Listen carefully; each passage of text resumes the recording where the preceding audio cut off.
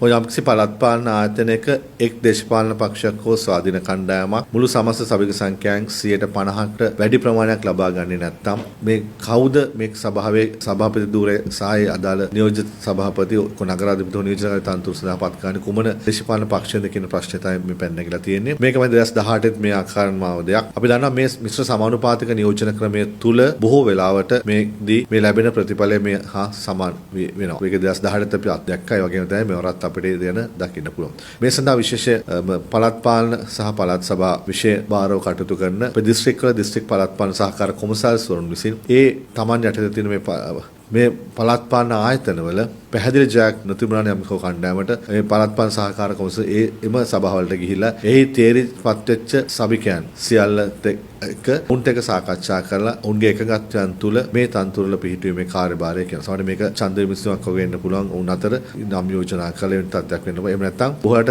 එකගතාවයන් තුල මේ දේ කරගන්න. අපි දැක පහුගිය එල්පීටි පළාත් පාර්ලිමේන්තුවේදී වැඩිම සභික සංඛ්‍යාව ජයග්‍රහණය කරපු දේශපාලන පක්ෂ ලබාගෙන තිබුණේ 15යි. ඒ වගේම අනිකුත් සියලුම පක්ෂ සියල්ලත් 15ක් ලබාගෙන තිබුණා. ඒ අවස්ථාවේදී වෙනත් කණ්ඩායමක දෙදෙනෙක් සහයෝගය දුන්නා. මේ 15ක් ලබාගත්ත කණ්ඩායම. ඒ අනුව තමයි සභාව පිටියේ. මේකෙදි මේ මම කියවෙන එකගතාවයන් තුල තමයි මේක කරන්නේ. විශේෂ වැදගත් කාරණාව තමයි මේ ආයතනයේ මේ පත්වෙන සෑම කෙනෙක්ම සභිකයින් මේ හැමෝගෙම වගකීමක් තමයි ඒ පාලනය ගෙන යාම සඳහා උදව් කරන්නේ. ඒ නිවැරදි කාර්යය නිවැරදි සිදු කරන ගමන් වැරද්ද නොකර ඉන්න තමයි අවශ්‍ය වෙන්නේ. මොකද හේතුව මේක තමයි මිනිසාට ළඟම ආයතනය. මිනිසාට මේ පරිපාලන බලය සහ පරිපාලන බලය විමර්ශනගත කිරීමේ ආසන්නම ආයතනයේ පළාත් පාලන ආයතනය නිසා මේක සියලුම ඡන්දදායක සියලුම පුරවැසියන්ගේ එම අයිතිවාසිකම ආරක්ෂා ගන්න පුළුවන් ආකාරයට කටයුතු කිරීම තමයි මේ සේරිපත් සියලුම දේශපාලන පක්ෂවල අරමුණ විය යුත්තේ. බලය මිනිසුන්ගේ. මේ බලය මිනිසුන් සඳහා පාවිච්චි කරන මිනිසුන්ගේ යහපත වෙනුවෙන් බලය පාවිච්චි කරනවා නම් මෙවැනි සභාවල පත් කිරීම සම්බන්ධයෙන් ගැටලුවක් මා දකින්නේ නැහැ.